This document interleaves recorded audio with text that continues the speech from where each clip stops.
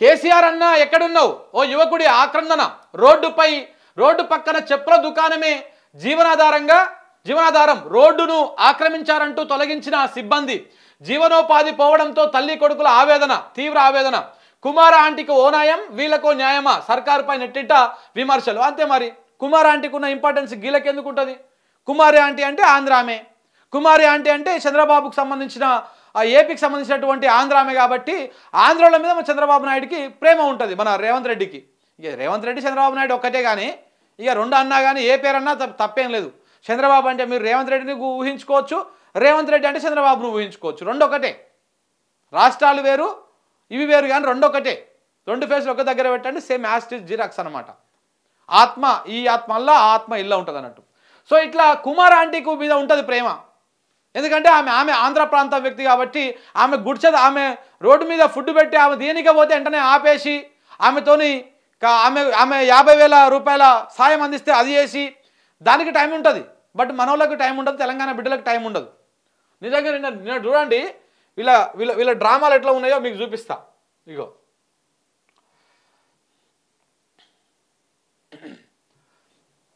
చెప్పుల దుకాణం పైకి హైడ్రా బుల్డోజర్లు, తల్లడిల్లిన తల్లి కొడుకులు అని చెప్పేసి మనం పెట్టినాం కదా.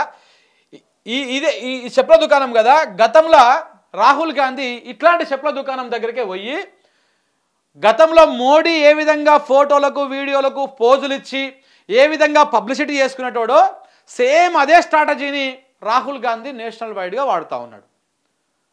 ఇప్పుడు ఆయన రాహుల్ గాంధీ సర్కారు ఏమో చెప్పుల దుకాణాన్ని మొత్తము తునాతునకలు చేసింది, ఎక్కడికక్కడ చేసింది.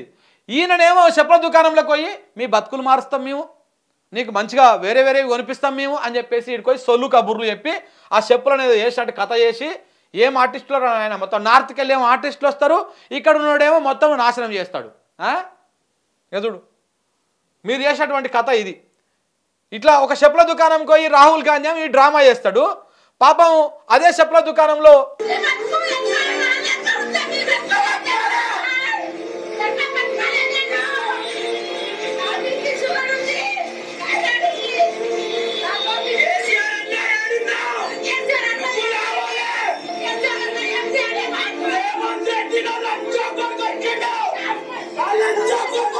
ఈ పబ్లిసిటీ దెబ్బకు జాతర సాగినట్టే సాగే వరకు అది.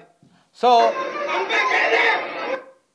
ఇట్లా చూడండి ఇంకా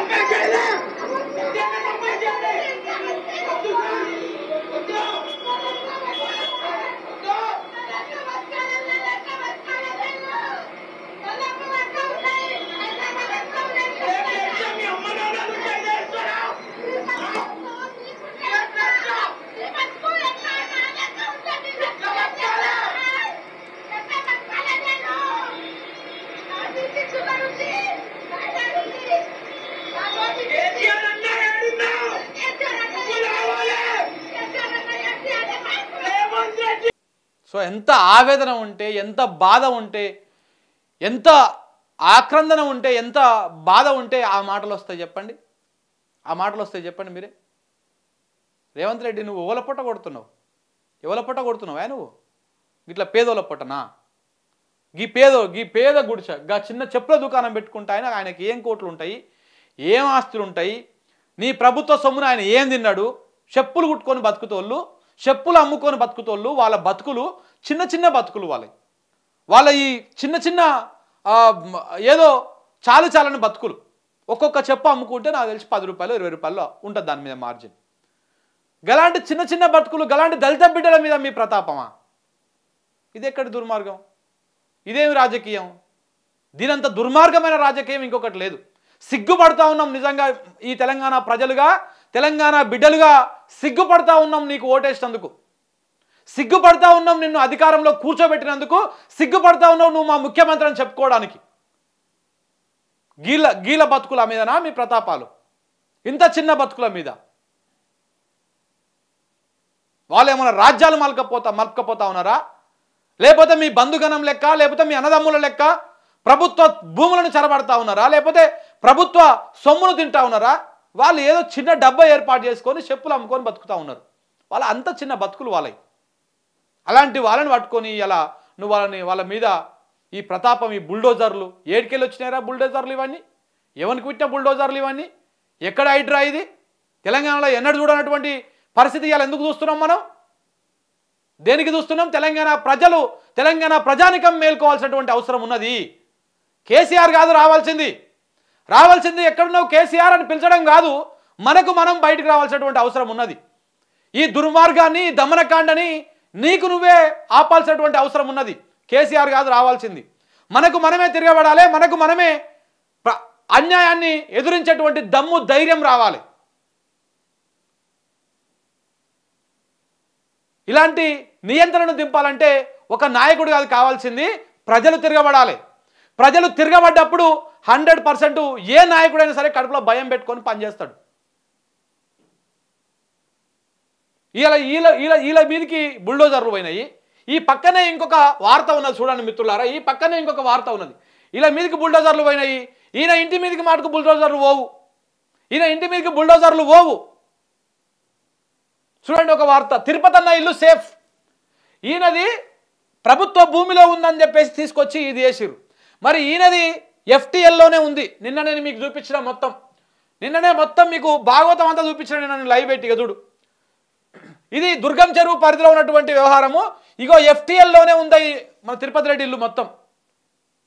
కొడంగల్ షాడో ఎమ్మెల్యే తిరుపతి రెడ్డి, ఆయన ఇంటిని ముట్టుకోరు. ఆయన ఇంటినే కాదు, ఆయన ఇంటితో పాటు ఇక్కడ చూడండి, ఇంకా ఇగో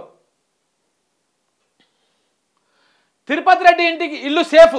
హైడ్రా నోటీసుల పైన high court stay. Lake protection committee ముందుకు అభ్యంతరాలు. ఫైనల్ రిపోర్టుకు 6 వారాల గడువు. హైడ్రా తీర్పైన తీవ్ర విమర్శలు. పెద్దలపైకి బుల్డోజర్లు, పేదల ఇండ్లకు నోటీసులు. స్టేలతో రిలాక్స్ అవుతున్న పెద్దలు. ఎందుకు ఈడ రిలాక్స్ వచ్చింది? ఎందుకు అంటే ఇది కావూరికి సంబంధించినటువంటి ఆ కాలనీ, కావూరి కట్టినటువంటి కాలనీ అది. అక్కడ మొత్తము ఆంధ్ర ప్రాంతానికి సంబంధించినటువంటి టీడీపీ నాయకులు, వారి బంధువులు, టీడీపీకి అనుబంధంగా బిజినెస్లు చేస్తున్నటువంటి వ్యాపారవేత్తల ఇండ్లు ఉన్నాయి ఈడ. ఏది తిరుపతి రెడ్డి ఉంటున్నటువంటి ఆ కాలనీల మొత్తం 200 ఇండ్లు ఉన్నాయి, 200 విల్లాలు ఉన్నాయి. ఆ 200 విల్లాలు ముట్టుకునే దమ్ము, ధైర్యము, ఆ దమ్ము రేవంత్ రెడ్డికి లేదు, హైడ్రాకు లేదు. కాబట్టి ఆడ స్టే తెచ్చుకొని సేఫ్గా ఇప్పుడు వాళ్ళు రిలాక్స్ మోడ్లో ఉన్నారు. కానీ పేదోడు చెప్పుల దుకాణం పెట్టుకుంటే మాత్రం వీళ్ళకు నొప్పి అయ్యింది. చెప్పుల దుకాణం పెట్టుకుంటే మీకు నొప్పి అయ్యింది. ఆ చెప్పుల దుకాణాన్ని తీసుకుపోయి ఆగం చేసిర్రు. ఈడ మీ అన్న ఇల్లు సేఫ్ ఉంటుంది. మీ అన్న ఉన్నటువంటి కాలనీలో ఉన్నటువంటి టీడీపీ నాయకులు, వారి బంధువులు, వారి బిజినెస్ మ్యాన్ల ఇండ్లు సేఫ్గా ఉంటాయి. కోట్ల విలువైనటువంటి ఇండ్లు సేఫ్గా ఉంటాయి. ఈ చెప్పుల దుకాణాల మీద మీరు ప్రతాపం చూపిస్తారు. ఆ చెరువు పక్కనో లేకపోతే ఆడనో ఈడనో అప్పు సప్పు చేసి బంగారం కుదబెట్టి నెల ఈఎంఐలు కట్టుకుంటూ ఉన్నటువంటి వాళ్ళ ఇండ్లు కూలగొడతారు. ఇంకొక ఆయన వీడియో చూపిస్తాం మీకు. అబ్బా అసలు ఎంత దుర్మార్గం అంటే వినండి మిత్రులారా ఒకసారి.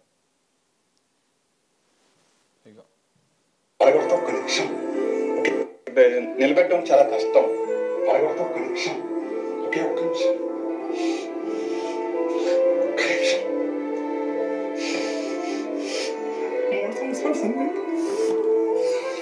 3 సంవత్సరాలు సంది రూపాయలు అన్నీ ఉన్నాయి. లేనంటే ఏం లేవు, అన్నీ ఉన్నాయి. ఏమి లేవు నా దగ్గర. ఇచ్చేది వాళ్ళు, కూల్చేది వాళ్ళు, చంపేది కూడా వాళ్ళైతే బాగున్నాను. చంపేయండి. ఈయన మాటకు, ఆయన ఏడుపుకి ఎవరు సమాధానం చెప్తారు? రేవంత్ రెడ్డి సమాధానం చెప్తాడా? హైడ్రా కమిషనర్ రంగనాథ్ సమాధానం చెప్తాడా? ఈ చేతగాని సవట దద్దమ్మ సర్కార్ సమాధానం చెప్తుందా? ఎవడు సమాధానం చెప్తాడు? పర్మిషన్ ఇచ్చేది మీరే, అమ్మేది మీరే, డబ్బులు తీసుకొని రిజిస్ట్రేషన్ చేసేది మీరే, ఇవాళ వచ్చి కూలగొట్టేది మీరే. ఎందుకు ఈ పేదోడు ఆగమైపోవాలి? ఎందుకు ఈ మధ్యతరగతి కుటుంబం ఆగమైపోవాలి? దేనికి ఒక చెప్పులు కుట్టుకునేటువంటి కుటుంబం రోడ్డున పడాలి? ఎవరు చేసిన పాపం అది? నిన్న మనం చదువుకున్నాం కదా, 5 రోజుల క్రితం రిజిస్ట్రేషన్ చేసుకున్నారంట, 5 లక్షల రూపాయలు ఖర్చు అయినాయంట. నిన్న వచ్చి కూలగొట్టిపోయారు. ఎవందిరా తప్పిడా? ఎవంది తప్పు? 2 నెలలకెళ్ళి కూలగొట్టుడు కార్యక్రమం స్టార్ట్ చేసినావు కదా నువ్వు.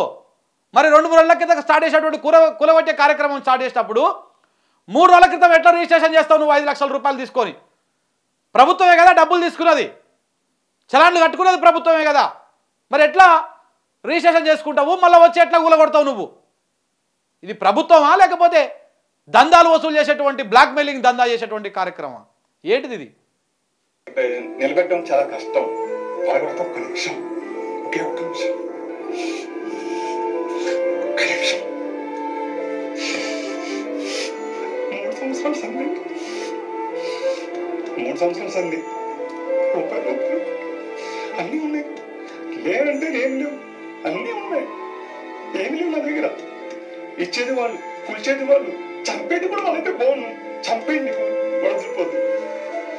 సిస్టమ్ ఏంటిది? ఇది కరెక్ట్ కాదు. ఇది ఇట్లా కూడగొట్ట శ్మశానంలా ఉంది.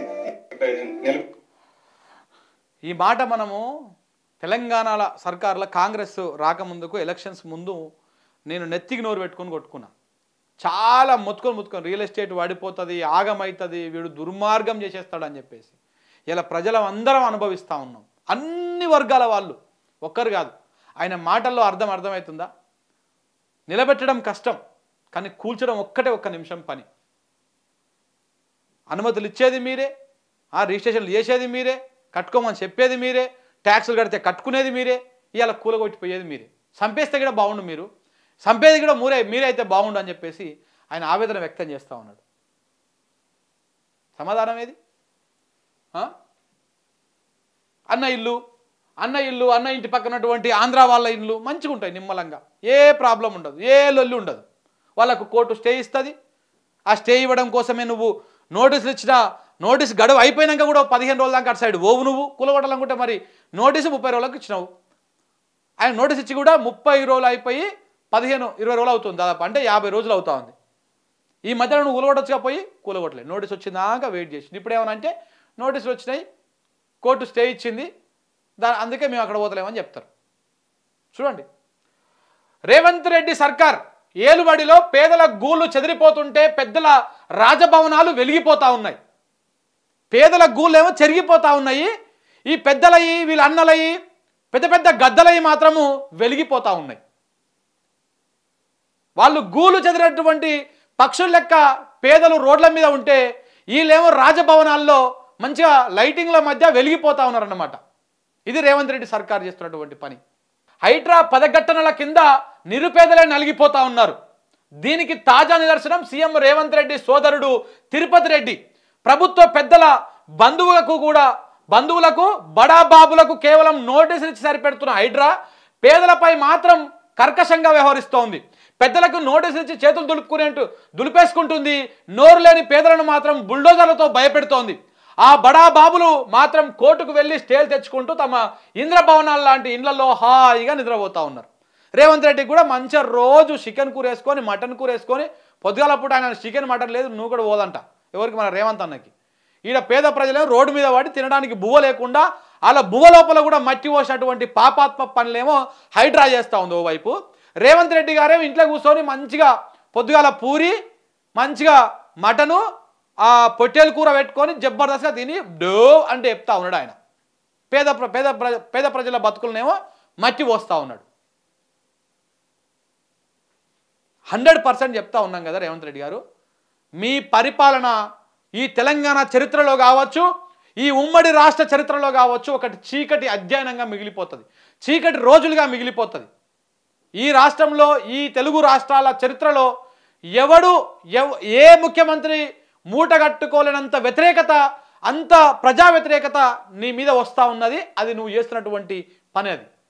సో ఈ పాపం ఊరికనే పోదు, 100% తరతరాలు వేధిస్తుంది. ఒక్క తరం కాదు, నీతోనే కాదు, తరతరాలు వేధిస్తుంది. నీకు రాజకీయంగా సమాధి కట్టాలనో, ఎట్లా సమాధి కట్టాలనో ఆ విధంగా కట్టేసేదాకా ఈ పాపం ఊరుకోదు. మహాపాశకమై ఎన్ని విధాలుగా నిన్ను వెంటాడాలనో అన్ని విధాలుగా వెంటాడుతుంది. దాంట్లో ఎలాంటి డౌట్ లేదు.